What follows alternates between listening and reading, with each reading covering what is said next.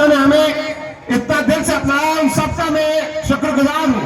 सबसे पहले हमारे मनोज यादव जी, आदरणीय मनोज यादव जी जो यहाँ प्रखंड अध्यक्ष है, अशोक यादव जी, अर्जुन प्रसाद ठाकुर जी, सुरेश यादव जी, माननीय विशाल यादव जी, माननीय परमानंद यादव जी यहाँ के पूर्व अध्यक्ष थे, माननीय हंसराज पंडित जी, माननीय कमल दास जी, माननीय रामानंद यादव जी, माननीय कमलेश यादव भाई, माननीय बाके बिहारी जी, आप सब लोगों ने अपनी बातें रखी और इससे मेरा दिल बहुत प्रभावित हुआ है कि मैं आप सब लोगों के बीच आया हूँ। लेकिन इन सबसे भी जरूरी और इन सबसे जितना ही जरूरी, और यहाँ के सारे माताएं, बहनें और मेरे भाई और मेरे चाचा और मेरे सारे रिश्तेदार जो आप हैं, आप सबको वरिष्ठजन और मेरे प्यारे युवा साथियों को मेरे हार्दिक दिल से प्रणाम।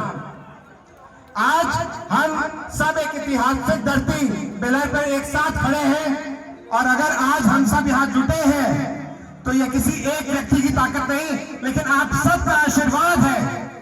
आज हम यहाँ से एक नई शुरुआत करने आए हैं। तेजस्वी यादव जी के नेतृत्व में नए बिहार और विकसित बिहार की नींव रखने आए हैं।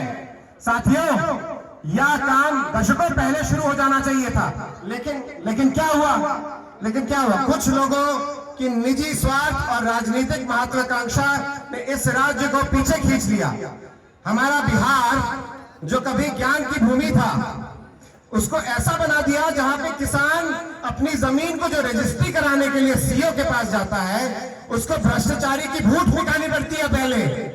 और ये आप जानते हैं कि यहाँ पे सीओ का चयन कौन करता है? यहाँ का सीओ का चयन विधायक के पास होता है। और ये एक बहुत बड़ा किसान का अपमान है कि खुद की जमीन की रजिस्ट्री के लिए उसको भ्रष्टाचारी की भूख पिटानी पड़ती है किसी सीओ की। तो ये तेजस्वी सरकार नहीं सहेगी। तेजस्वी सरकार किसान के हक के लिए आई है यहाँ पे, और इस सब के लिए हमें तेजस्वी जी के लिए एक और बार नारा लगाना है कि तेजस्वी यादव जिंदाबाद, लालू यादव जिंदाबाद। देखिए, हमारे बिहार में बरसों तक डर, भेदभाव और असमानता का दौर चला। ठीक चला कि नहीं चला? सब लोग समान नहीं थे। जब गरीब की कोई सुनवाई नहीं होती थी और पिछड़े, दलितों और आदिवासियों की आवाज को दबा दिया जाता था। लेकिन जब लालू जी आए तो उन्होंने इस घोर अन्याय को जड़ से उखाड़ने का काम किया है। तो इसके लिए हम सब बोलेंगे लालू यादव जिंदाबाद। जो लोग लालू यादव से प्रेम करते हैं वो सब हाथ उठा के बोले लालू यादव जिंदाबाद। और लालू यादव जी ने ऐसा बिहार बनाया जहां शेर और बकरी एक घाट पर बिना डरे पानी पी सकता है, जहां गरीबी, पिछड़ा और पिछड़े, दलित और आदिवासी सबको सम्मान का एक अधिकार है, जिनका हक एक है। तो आप ही बताइए, क्या ये सम्मान राज नहीं था? वो सब जो बोलते हैं ऐसा राज था वैसा राज था, ये सम्मान राज था कि हम सब एक हो पाए हैं।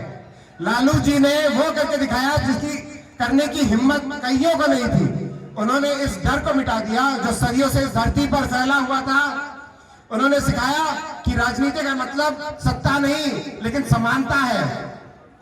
अब आज आप जरा सोचिए, बीते 20 साल में नीतीश भाजपा की सरकार इस बिहार में है और 11 सालों से केंद्र में मोदी नीतीश का गठबंधन चल रहा है, फिर भी ना उद्योग है, ना फैक्ट्री खुला है, ना रोजगार मिला है। और इसलिए मुझे उस पार्टी में नहीं रहना है जिसने देश की जनता के लिए काम नहीं किया है। और सुशासन की बात करते हैं तो कहां गया उनका सुशासन? कहां गया वो वादा जो हर चुनाव में दोहराया जाता है? खेती की बात करते हैं तो आज आज बेलर के किसान खाद के लिए लाइन में खड़े हैं, यूरिया की कालाबाजारी हो रही है और किसान बदहाल है और मजदूर परेशान है। और कहते हैं कि हम विश्वगुरु हैं। अब आप मेरी बात सुनिए, जब हम लंदन में थे और मैंने अपने साथियों को बताया, अरे सुनिए एक मिनट सुनिए, लंदन की बात सुनिए कि लंदन में क्या कहते हैं विश्वगुरु के बारे में। जब साथियों को बताया कि मुझे अपने जन्मभूमि में वापस जाना है देश की जनता की सेवा करने के लिए, तो उन्होंने कहा कि मोदी सरकार में तो बहुत गड़बड़ है, मोदी सरकार में मत जाइएगा, तो कोई और पार्टी ज्वाइन करिएगा। और एक पार्टी जिनमें इतना सारा प्रेम मिल रहा है वो पार्टी नहीं ज्वाइन करेंगे तो क्या करेंगे? राष्ट्रीय जनता दल जिंदाबाद। और ये कहते हैं कि वो डोनाल्ड ट्रंप इनके बड़े मित्र हैं। इतना सारा टैरिफ लगा दिया है कि हमारी अर्थव्यवस्था इतनी कमजोर पड़ गई है। तो इनके तो मित्र भी नहीं है बाहर, तो हम इनको क्यों सपोर्ट दें? ये तो जदयू के भी मित्र नहीं है, ये किसी के मित्र नहीं है, इनके कुछ है ही नहीं। अभी हम सब लोग एक दूसरे के मित्र हैं और हम सब लोगों का एक दूसरे से प्यार है जी, एकदम मोहब्बत है मुझे आप सब लोगों से। आरजेडी जिंदाबाद। देखिए, पूरी देश दुनिया जानती है कि मीडिया आज सच सुनाने में बहुत ही डर गया है। सरकारी एजेंसी विपक्ष पे झूठे मुकदमे में फंसाती है, हमारे बड़े बड़े लीडर को चुनाव के दौरान अपने पास बुला लेती है। ये क्या सही है? सही है? बोले नहीं है, ये सही है। लेकिन इन सब से देश का बिल्कुल सब नाश हो जाए। और विदेशी नीति को तो छोड़िए, देश में क्या हो रहा है? किसानों को आंदोलन पे उतरना पड़ रहा है। लड़ो मत, प्यार से रहेंगे सब लोग। किसानों को आंदोलन में उतरना पड़ रहा है और अदानी और अंबानी को तो हमने पूरा देश ही बेच डाला है। पूरी सरकार लगी पड़ी है अदानी अंबानी को देने के लिए। और हमारे युवा, ये जो हमारे इतने जोशीला युवा है, हमारे युवा भाइयों साथियों, लद्दाख में उनको गोली मारी जा रही है। तो क्या ये युवा वहां की छोड़िए, यहाँ बिहार की युवा जो सबसे बड़ी ताकत है, हमारी युवा पीढ़ी, आज बेरोजगारी का दर 13 से 15% है। देश के औसत से 3 गुना ज्यादा। युवाओं के पास डिग्री है, लेकिन नौकरी नहीं, कौशल है लेकिन अवसर नहीं। हर साल 30 लाख लोग बिहार छोड़कर दूसरे राज्य में जाते हैं। यह संख्या पिछले हमारे जो राजद सरकार से बहुत ज्यादा है। और कहते हैं यही सुशासन है। क्या ये सुशासन है? नहीं है। और अगर ये सुशासन होता तो क्या हमारे भाई मजबूरी में परदेश जाते? मुझे चुनाव यहाँ क्यों लड़ना पड़ रहा है? क्योंकि यहाँ के विधायक का तंत्र ऐसा है कि यहाँ पे सारी जनता परेशान है।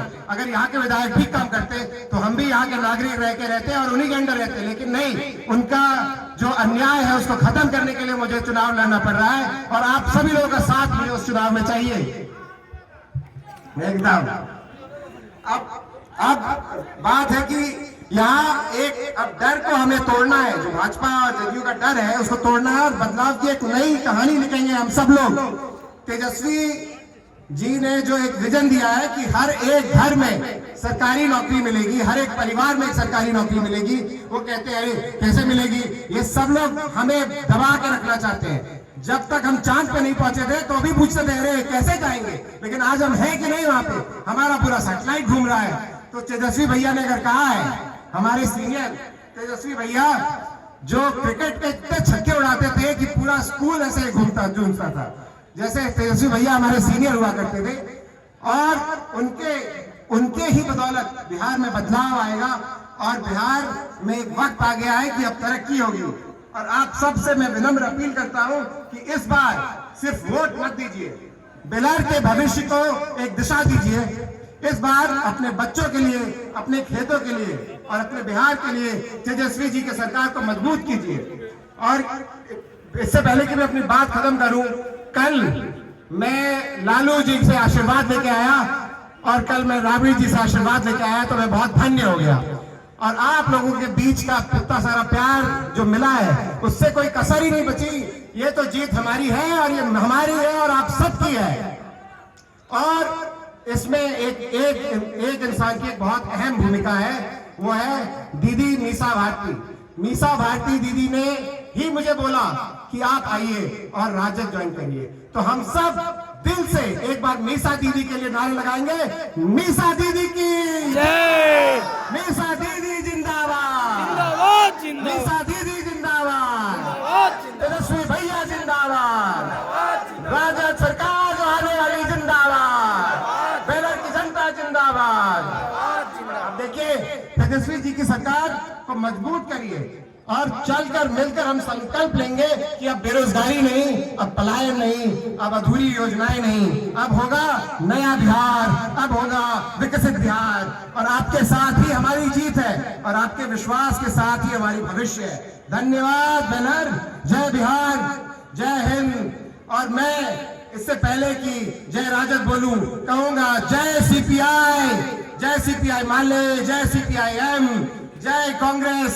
जो सारे लोग हमारे साथ जुड़े हैं, जय वीआईपी, सब साथ जुड़े हैं, उन सब के लिए बोलिए हमारे जो संगठन दल है, इंडिया गठबंधन जिंदाबाद, इंडिया गठबंधन जिंदाबाद, राष्ट्रीय जनता दल जिंदाबाद। चलिए, जय हिंद, जय भारत। और 11 तारीख को आप सबको एकदम मजबूती से मतदान देना है और सबको साथ लेके आना है और लालटन छाप पे बटन दबा के बेलर का भविष्य सुनहरा करना है। धन्यवाद। बहुत बहुत धन्यवाद।